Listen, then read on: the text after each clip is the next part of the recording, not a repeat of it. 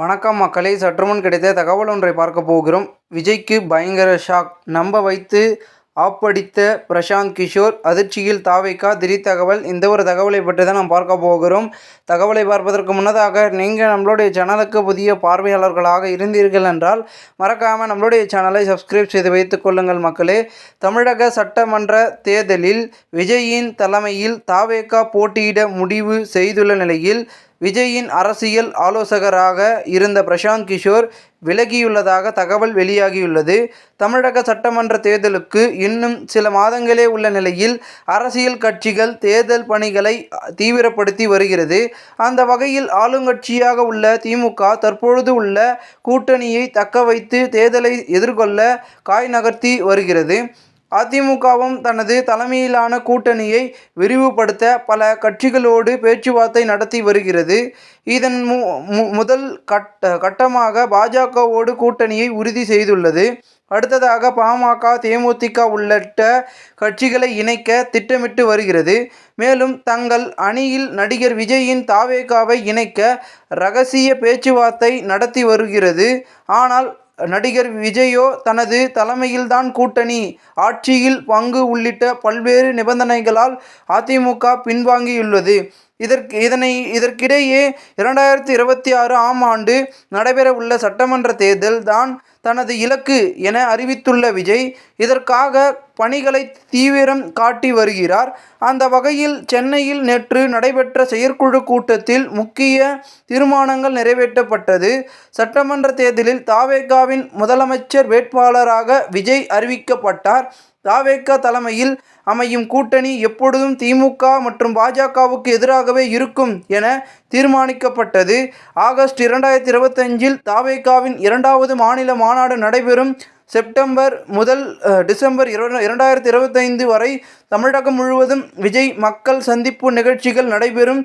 தமிழ்நாடு முழுவதும் 12,500 கொள்கை விளக்கம் கூட்டங்கள் நடத்தப்படும் என அறிவிக்கப்பட்டது.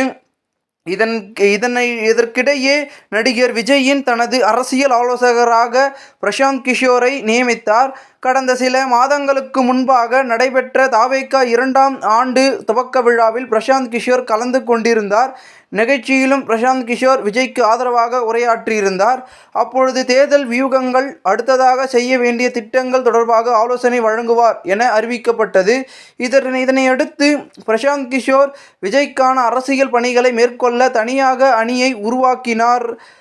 பணியாளர்கள் நியமித்து பணிகள் தொடங்கினர். ஆனால் தாவேகாவில் உள்ள முக்கிய நிர்வாகியான ஆதவ் அர்ஜுனா பல்வேறு கட்டுப்பாடுகளை விதித்ததாக கூறப்படுகிறது. மேலும் அரசியல் ஆலோசனை பணியிலும் ஆதவ் அர்ஜுனா இடையூறு செய்வதாகவும் பிரசாந்த் கிஷோர் நியமித்த பணியாளர்களை நீக்கப்பட்டதாகவும் தகவல் வெளியானது. மேலும் அரசியல் ஆலோசனைக்கு பல 100 கோடி ரூபாய் பிரசாந்த் கிஷோர் கேட்டதாகவும் இதனால் இரு தரப்பிற்கும் இடையே ஒப்பந்தம் ஏற்படவில்லை என மற்றொரு தரப்பில் கூறப்பட்டது. இதனால் தாவேகா அரசியல் ஆலோசனை பணியில் பெரிய அளவு பிரசாந்த் கிஷோர் ஈடுபடாமல் அமைதி காத்து வந்துள்ளார். தாவேகாவிற்கு அரசியல் ஆலோசனை பணியில் இருந்து பின்வாங்கியதாகவும் தகவல் வெளியானது. தற்பொழுது ஆதவ் அர்ஜுனா தலைமையிலான டீம் தான் தாவேகாவிற்கு அரசியல் யுக்திகளை வழங்கி வருவதாக கூறப்படுகிறது.